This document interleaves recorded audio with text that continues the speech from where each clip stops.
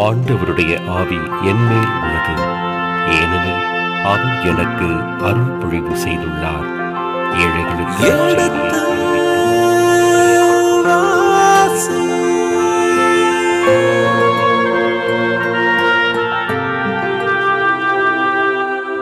எடுத்து வாசி.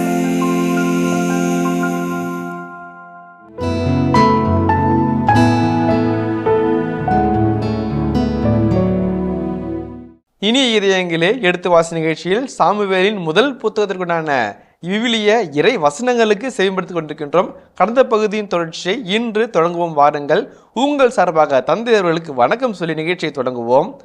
வணக்கம் தந்தை அவர்களே.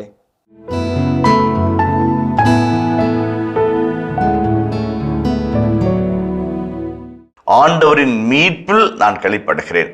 இப்ப கண்ணீர், வேதனை, மனம் கசிந்து, வதைக்கப்பட்டு, துன்புற்று, அழுது, புலம்பி, மன்றாடி, அதான் நானுடைய நிலை. ஆண்டவர் மீட்பை கொடுத்தார். சாமுவேல் என்ற பிள்ளையை கொடுத்து அவருடைய இழிவை போக்கி உயர்த்தினார். பழிசொல் பேசுகள் முன்பாக, இழிச்சொல் முன்பாக அவரை உயர்த்தி வைத்தார். அதனால்தான் ஆண்டவரின் மீட்பில் நான் களிப்படுகிறேன் இந்த அம்மா சொல்றாங்க. 3 அழகான அடைமொழிகளை ஆண்டவருக்கு தந்து அண்ணா ஆண்டவரில் அக்களிக்கிறார். ஒன்று, ஆண்டவர் தூயவர், the most holy one of God. ஆண்டவரை போல வேறு யாரும் இல்லை. He is the unique one of Israel. unique one of Israel. ஆண்டவரை போன்று வேறு யாரும் இல்லை. 3வது, அவரே நம் கற்பாரு. அந்த ஜூர், அந்த 3க்கு அழகான எபிரேய சொற்கள் இருக்கிறது, அதை நம்ம பார்ப்போம். இப்ப ஆண்டவர் தூயவர் என்பது பழைய ஏற்பாட்டின் பல பகுதிகளில் விளக்கப்படுகிறது. அது இறைவாக்கு புத்தகங்களா இருக்கட்டும், அல்லது நாடு கடத்தலுக்கு பின்பு எழுதப்பட்ட புத்தகங்களா இருக்கட்டும், அல்லது தோராவாக இருக்கட்டும், அல்லது வரலாற்று நூற்று ஆகிய முற்கால இறைவாக்களாக இருக்கட்டும், எல்லா இடங்களிலும் இறைவன் தூயவன் என்ற செய்தியை தூக்கி பிடிக்கிறார்கள். ஏசாயா 6ஆம் அதிகாரத்திலே தூயவர் தூயவர் தூயவர் என்று வானத்துகள் பாட, ஐயோ அஸ்தோ விரல்கள் கொண்ட நான் ஆண்டவரை பார்த்தேனே என்று தன்னுடைய இழிநிலையும் ஆண்டவரின் தூய்மை நிலையும் ஏசாயா அழகாய் படம் பிடித்து காட்டுகிறார். அதே போல நீ நிற்கின்ற இடம் புனிதமானது, உன் காணொலியை கரட்டு என்று மோயிசனுக்கு முற்பது பேசி இறைவன் தன்னுடைய புனிதத்தன்மையை விளக்குகிறார். குருக்களும் லேவியரும் எவ்வளவு தூய்மை இருக்க வேண்டும் என்கின்ற இந்த கல்டிக் பியூரிட்டியை, திருவழிபாட்டு சடங்கு முறை தூய்மையை என்னாகவும் லேவியராகவும் அவ்வளவு அழகாய் படம் பிடித்து காட்டுகிறது. எல்லா நிலைகளிலும் இந்த தூயவர் என்பது இறைவனுடைய தனிப்பெரும் கொடை. தூய்மை, புனிதம் என்கின்ற அந்த வார்த்தைக்கு கொதேஷ் என்று எபிரேய மொழியிலே சொல்கிறார்கள். கதாஷ் என்ற வினை சொல்லும் இருக்கிறது. கித்தேஷ் என்று சொன்னால் புனிதப்படுத்தல் என்ற வினை சொல்லும் இருக்கிறது. அந்த வகையில் பார்க்கின்ற பொழுது இறைவனை போன்ற தூயவர் யாரும் இல்லை என்பது எல்லோராலும் ஏற்றுக்கொள்ளப்பட்ட திருச்சட்ட நூட்கள் அடிக்கோட்டு எழுகிற அழகான உண்மை. அண்ணா ஆண்டவரை தூயவர் என்று போற்றுகிறார். 2வது, ஆண்டவரை போன்ற வேறு யாரும் இல்லை என்று சொல்கிறார். He is the one, only one. அதுதான் அண்ணாவனுடைய அழகான அறிக்கை. அவரை போன்ற வேறு யாரும் இல்லை, யுனிக். அது ரொம்ப அழகான வார்த்தை. அதனுடைய பல விளக்கங்களை பின்னாட்கள் நம்ம பார்ப்போம். 3வதாக, அண்ணா கடவுளை போன்ற பாறை இல்லை. என்னடா அது தூயவர், ஓகே, மாற்று மிகுந்த ஒரு அடைமொழி. உண்மை போன்று வேறு யாரும் உண்டோ, அது ஒரு அழகான அடைமொழி. திடீர் தபான் வந்து பாறை அப்படின்றாங்களே, எபிரேய மொழியில ஜூர் என்று சொல்வார்கள். அந்த பாறை என்பது அடைக்கல பாறை என்பதற்கு அடையாளம். உதாரணத்திற்கு இஸ்ராயல் நாடு பல மலைப்பாங்கான பகுதியை சார்ந்தது. அந்த ஒரு அழகான ஒரு திருப்பாடல் 18 வாசிங்களேன். திருப்பாடல் 18 1, 2, 3 வசனங்கள், 1, 2 வசனங்களை கூட நாம் வாசிக்கலாம். அவர் உரைத்தது, என் ஆற்றலாகிய ஆண்டவரே, உம்மிடம் நான் அன்பு கூறுகின்றேன். ஆண்டவர் என் கற்பாரை, என் கோட்டை, என் மீட்பர், என் இறைவன், நான் புகலிடம் தேடும் மலை அவரே. பாருங்க, அந்த வசனம் ரொம்ப அழகானது. அதுல வந்து கிட்டத்தட்ட ஒரு 11 உருவங்களை ஆண்டவருக்கு அடைமொழிகளாக கொடுக்கிறார். ஒருவேளை நம்ம வந்து ஒரு தியானம் கொடுக்கணும், அது ஆண்டவர் பற்றி பேசணும்னா அந்த 2 வசனத்தை சொன்னாவே ஒரு 4 மணி நேரம் பேசலாம். ஒவ்வொன்றுக்கும் அழகான மிலிட்டரி, ஜாகிரபிக்கல், அக்ரேரியன், மெட்டபர்ஸ் என்று அந்த பகுத்து சொல்கிறார்கள். அதில் இந்த ஒன்று, ஆண்டவர் என் பாறை, நான் என் அடைக்கலம் தேடும் மலை, இதெல்லாம் வந்து அந்த வருகிறது. அந்த பாறைன்றது மட்டும் ஜூர் என்பது ஒரு அழகான வார்த்தை. உதாரணத்துக்கு இப்படி ஒரு மிலிட்டரி ஃபோர்ஸ் இப்படி போட்டுக்கோமே, இஸ்ராயல் மக்கள் யூதேய மலைநாடுகளில் வாழ்றாங்க. கனானியர்கள் தேர்களோடும் குதிரைகளோடும் அவர்களை தேடி வருவார்கள், அம்பெய்வார்கள், ஈட்டினால் எய்து அவர்களை கொல்ல பார்ப்பார்கள், அல்லது அவர்கள் கையில் கிடைத்தால் வாளால் வெட்டி சாய்க்கலாம் என்று வருவார்கள். இந்த இஸ்ராயல் மக்கள் சாதாரண நாடோடி மக்கள், மிகுந்த படைக்கலனோ போர் பயிற்சி இல்லாதவர்கள். இப்படிப்பட்ட மிகப்பெரிய வலிமை மேல படை வரும்போது அவர்கள் என்ன செய்வார்கள்? மலை மீது ஏறிக்கொள்வார்கள். தேர் மேல ஏறாது, குதிரை மேல ஏறாது. அம்பும் ஈட்டி அவங்க எய்யலாம். என்ன பண்ணுவாங்க? பாறைக்கு பின்னாடி போய் ஒளிஞ்சுக்குவாங்க. இந்த பாறை இந்த கனானேயர்களுடைய ஈட்டிக்கும் அம்புக்கும் என்னை தப்பு வைக்கிறது. என் வாழ்நாள் முழுதும் என் பாறையா இருக்கிற ஆண்டவர், ஆண்டவரே என் பாறை. அப்ப வந்து என்ன வாழ்வு இருக்குதோ, போர்க்களத்துல என்ன சந்திக்கிறாங்களோ அதை வாழ்க்கை மாத்துறாங்க. இரண்டாவது, இயேசு ஆண்டவர் மத்தேயு எழுதிய நற்செய்தி 7:24, 25, 26 வசனங்களை சொல்லுவார். என் வார்த்தையை கேட்டு நடக்கிறவன் எவனும் பாறை மீது தன் வீட்டை கட்டிக்கொண்ட அறிவாளிக்கு ஒப்பாவான். இப்ப இஸ்ரேல் நாட்டுல வந்து நிறைய இடத்துல மலையும் மலைப்பாங்கான பகுதியும் மணல் சார்ந்த பகுதியுமா இருக்கும். நல்ல இடத்துல நல்ல ஆழ குழி தோண்டி நல்ல பாறையான ஒரு செட்டான இடத்துல சொல்லுவாங்க, செட் இருக்குது அப்படிம்பாங்க. அந்த செட்டான இடத்துல அஸ்திவாரம் போட்டு வீடு கட்டினா நிற்கும். இல்ல மணல்ல அல்லது வந்து சதுப்பு நிற பகுதிகளில் வீட்டை கட்டணும்னா மழை பெய்யும் போதோ மற்ற அடிச்சுட்டு போக அந்த நிகழ்ச்சி அழகா விவரித்து சொல்லுது. பாறை அடித்தளம், அந்த பாறை என்பது மிக சிறிய அடித்தளமாக மாறுகிறது. ஏன் பேதுருவையே உன் பெயர் பாறை, இந்த பாறையின் மேல் திருச்சுவை கட்டுவேன். எதற்காக? வலிமை, உறுதிப்பாடு, நிரந்தரம், நிலையான தன்மை, இதைத்தான் உறுதி காட்டுகிறது. அதான் வந்து இங்கிருந்து அந்த அடிப்படை காத்து வருது. ஆண்டவரே என் பாறை என்று அன்னாள் ஆண்டவரை பார்த்து அக்களித்து பாதுகாப்புக்காக, புகழ்ச்சிக்காக, உறுதிப்பாட்டுக்காக, நிலைத்த தன்மைக்காக ஆண்டவரை புகழ்ந்து பாடுகிறார். அதே போல 3ஆம் வசனத்தை வாசிப்போமே. இருமாப்புடன் இனி பேச வேண்டாம், உங்கள் வாயில் வீம்பு வெளிப்பட வேண்டாம், ஏனெனில் ஆண்டவர் அறிவின் இறைவன், செயல்களின் அளவை எடை போடுபவர் அவரே. ஓகே, இந்த 3ஆம் வசனம் ரொம்ப அழகான வசனம். இருமாப்புடன் இனி பேச வேண்டாம். யாரை பார்த்து சொல்றாங்க? பெண்ணினாவை பார்த்து சொல்கிறார்கள். இந்த வசனம் வந்து பல வார்த்தைகளுக்கு ஒரு பெரிய எச்சரிக்கை மணியா இருக்குது. இருமாப்புடன் பேசிய சவுல் அழிந்தார், இருமாப்புடன் பேசிய கோலியாத்து ஒழிந்தார், இருமாப்போடு போராடிய ஜோபு ஒழிந்தார், இருமாப்போடு இருந்த அப்னேர் தண்டனை பெற்றுக்கொண்டார். அந்த வார்த்தை வந்து பலருடைய வாழ்க்கைக்கு ஒரு பாடமா அமையுது. இருமாப்போட பேசின பெனினாவை மணலுக்குள்ளாக வைத்து அண்ணால் சொல்லுவதாக இருந்தாலும் பின்னால் வருகின்ற பல இருமாப்புமிக்க கதாபாத்திரங்களுக்கு இது எச்சரிக்கை மணியாக ஒலிக்கிறது. இருமாப்புடன் இனி பேச வேண்டாம், உங்கள் வாயில் வீம்பு வெளிப்பட வேண்டாம். ரொம்ப அழகான வார்த்தை. சில சமயத்துல வந்து நம்ம வாய் வார்த்தையை வைத்துதான் நம்ம யார் என்று சொல்வார்கள், இல்லைங்களா? அதன எப்படி ஒரு மலரை அதனுடைய மனத்தையும் அதனுடைய அழகையும் வைத்து அது எடை போடுகிறார்களோ, நம்முடைய மனநிலையும் நம்முடைய செயல்பாட்டு திறனும் வாழும் விதத்தையும் வெளிப்படுத்தும் உன்னதமான கண்ணாடி நம்முடைய வார்த்தை.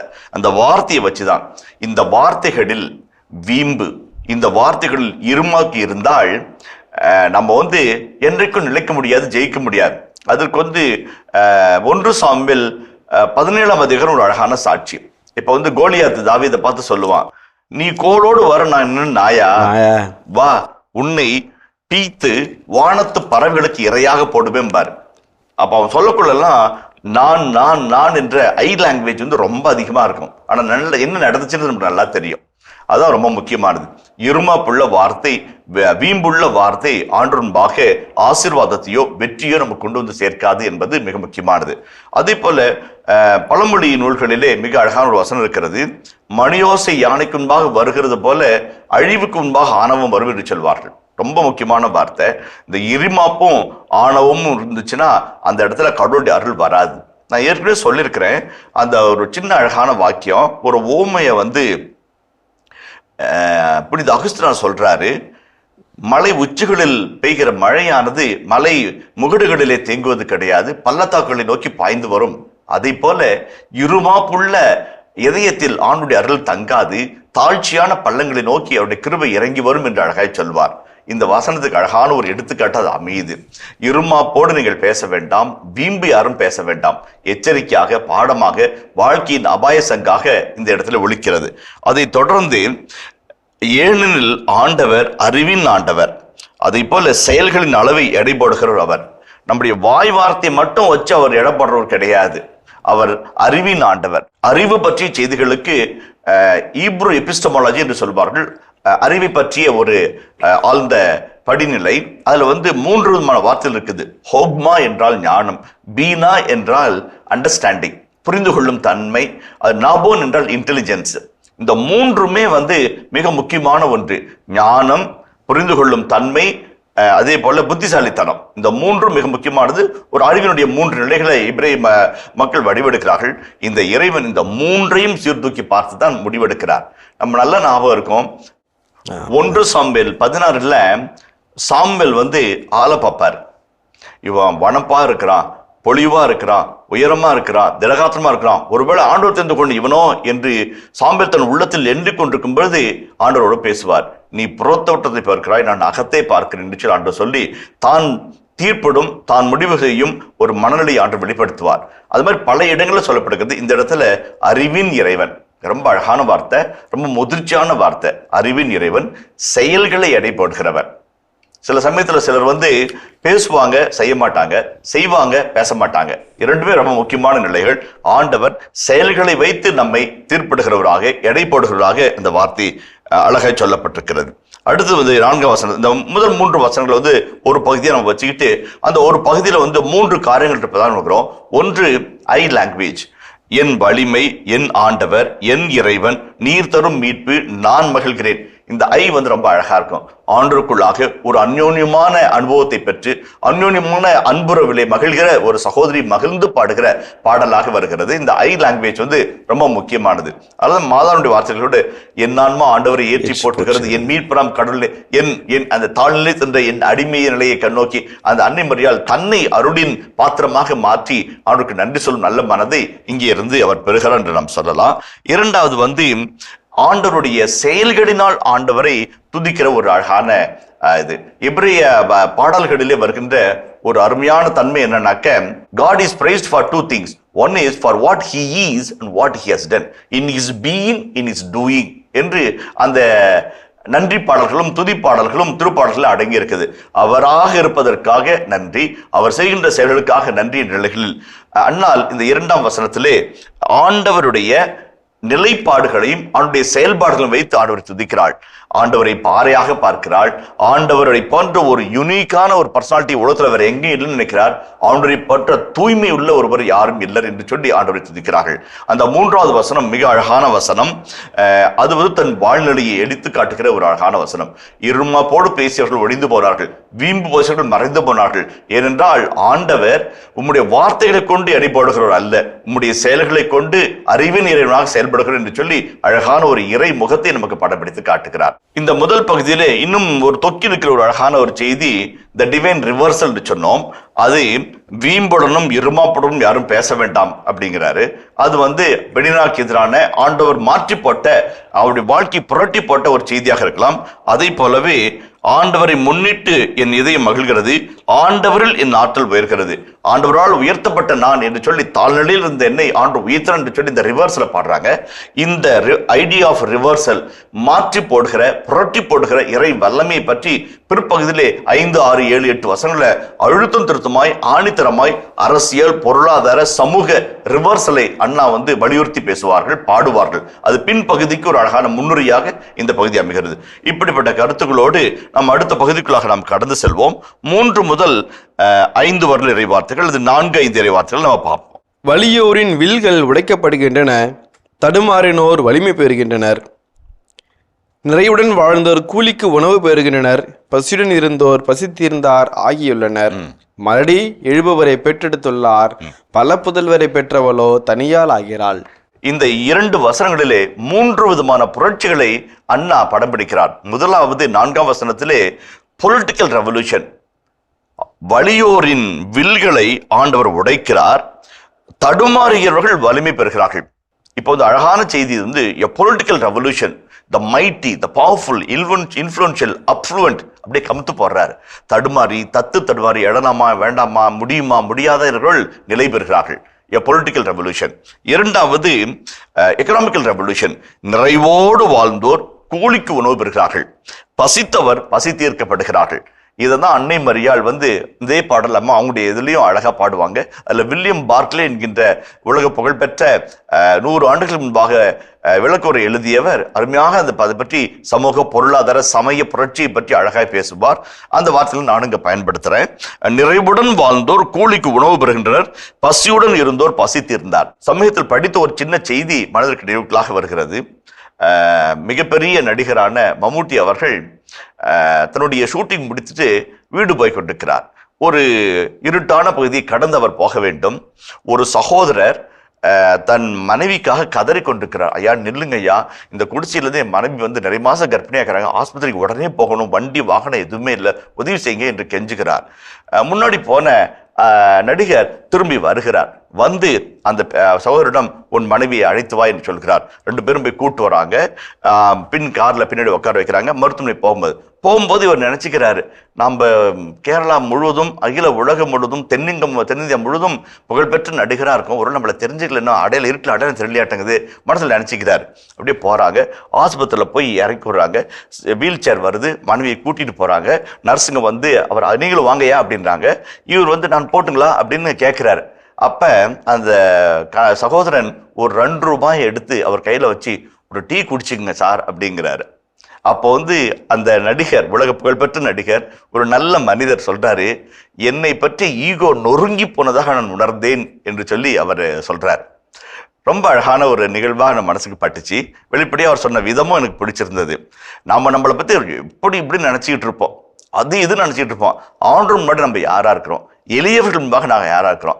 அந்த எளியவருக்கு ஒரு மனிதாமிக்க மனிதராக பட்டார் வெளியே உலக புகழ்பெற்ற பெரும் பணக்காரராக விளம்பரங்களில் மின்னி தெளிக்கிற ஒரு நட்சத்திரமாக அவருக்கு படவில்லை. அதான் ரொம்ப ரொம்ப முக்கியம். நம்ம யாரா இருக்கிறோம் அப்படின்றத பற்றிய ஒரு ரியலிஸ்டிக் இமேஜ் நமக்குள்ள இருந்தோம்னாக்க வீம்போ அல்லது இருமாப்போ நமது வாயிலிருந்து வராது. அதே போலவே ஒருவேளை நம்முடைய பலம் பணமாக, நம்முடைய பலம் பதவியாக, நம்முடைய பலம் புகழாக, நமது பலம் அறிவாக இருந்தால் ஒருவேளை அது அற்றுப்போகும். ஆனால் நல்ல இதயமும் மனிதமானும் இருந்தால் எல்லா இடங்களிலும் நாம் ஆண்டொன்பாக உயர்த்தப்படுவோம் என்பதற்கும் இது அழகான சாட்சியாக இருக்கிறது.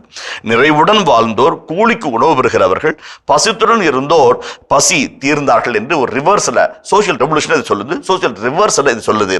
அதே போல 3வது ஃபெர்டிலிட்டிக்கு வராங்க. அதாவது மலடி எனப்பட்டவள் 7 பிள்ளைகளை பெற்றெடுத்தாள், பல புதல்வரை பெற்றவளோ தனியாள் ஆகிறார். ரொம்ப அழகான செய்தி இது. அண்ணா தன்னை பற்றி பாடினாங்களா அப்படின்னு விழி வல்லுநர்களே கேட்கிறாங்க. அப்படி பார்க்கும்போது இந்த 2ஆம் அதிகாரத்தினுடைய 21ஆம் வசனத்தை வாசிப்போமே. ஆண்டவர் அண்ணாவை கடைக்கண் நோக்கினார். அவர் கருவுற்று 3 ஆண்களையும் 2 பெண்களையும் பெற்றெடுத்தார். சிறுவன் சாமுவேலோ ஆண்டவர் திருமுன் வளரலானான். பாருங்க, அவருக்கு 5 பிள்ளைகள் பெற்றார்கள். ஆனா இந்த இடத்துல மலடி 7 பெற்றெடுத்துள்ளார் என்று சொல்லும் போது இவரை பற்றி பேசினாரா, இன்னொருவரை பற்றி பேசினாரா, பொதுவாக பேசினாரா என்று பல கேள்விகளை கேட்கிறார்கள். அப்போ 7 என்பது நிறைவான எண் என்பதனால் பிள்ளைவரம் இல்லாதவர் கூட நிறைவை நோக்கி ஆண்டவர் நடத்த முடியும் என்ற ஒரு செய்தி அவர் சொல்லுவதாக இருக்கிறார்கள்.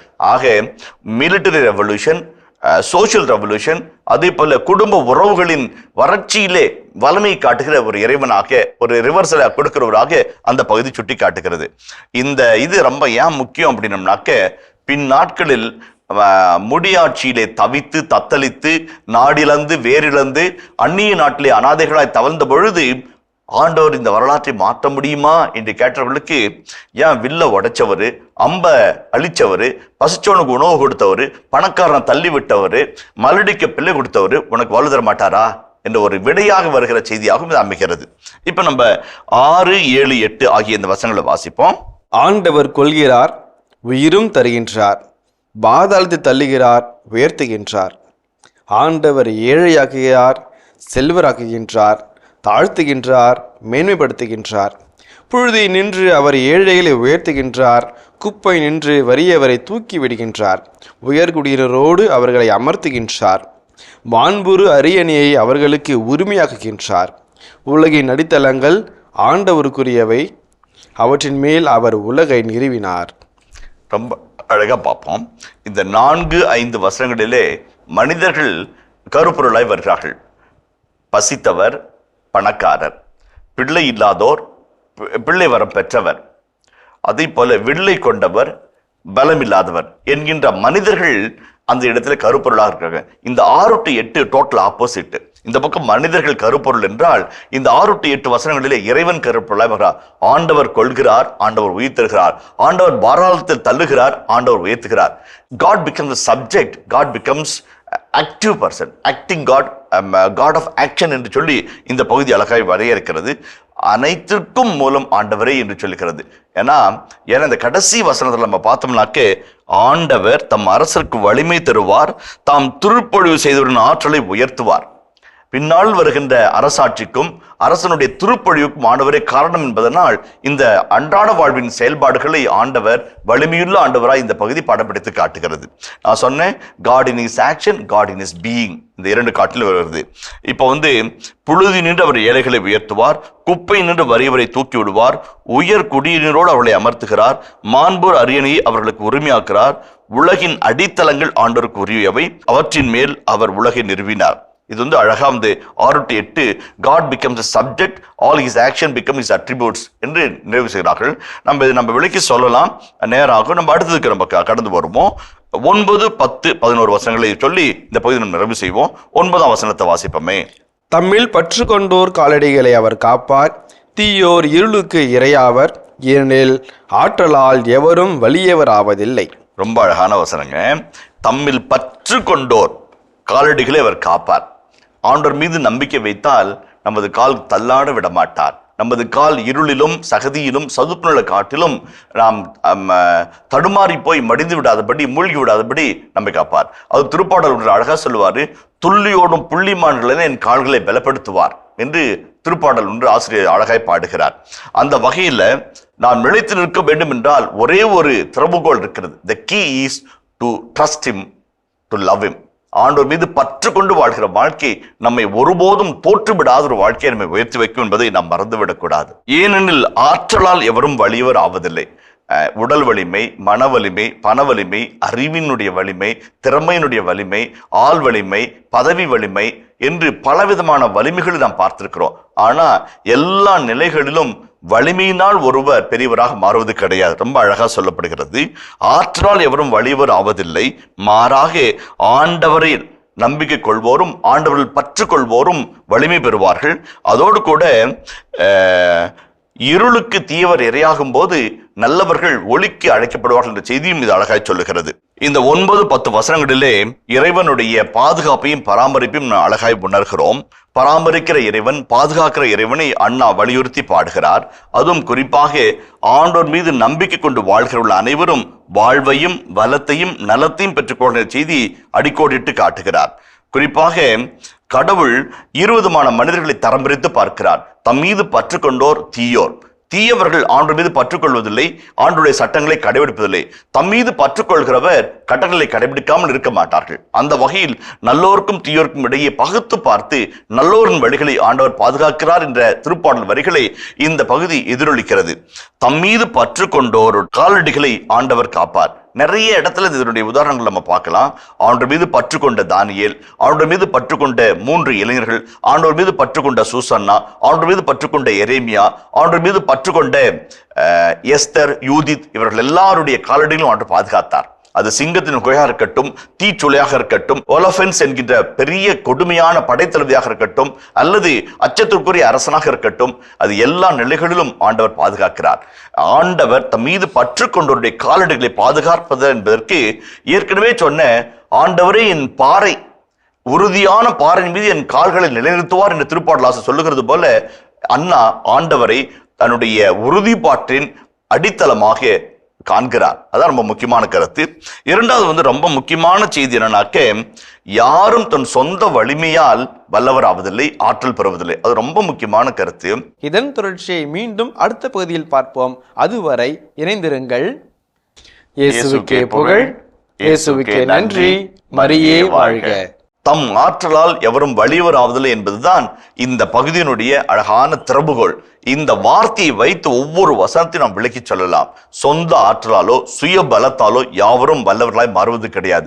இறைவனுடைய செயல்பாடு, இறைவனுடைய செயல் திட்டம். நாம் அனைவரும் இறைவனுடைய செயல்பாட்டினுடைய ஒரு அங்கங்கள், ஒரு கருவிகள் என்பதை நாம் உணர்ந்து கொள்ள இந்த பாடல் அழைக்கிறது. வீம்பு, இருமாப்பு உன் வாயில் இருக்கக்கூடாது. ஆண்டவர் சிதறடிப்பார். ஆண்டவர் பற்று கொண்டவருடைய கால்களை உறுதிப்படுத்துவார். ஆண்டவருக்கு எதிராக எடுக்கிறவர்கள் நொறுக்கப்படுவார்கள். ஆண்டவரை நம்பாதவர்கள் இருளில் தள்ளப்படுவார்கள். இதெல்லாம் அழகான செய்திகள்.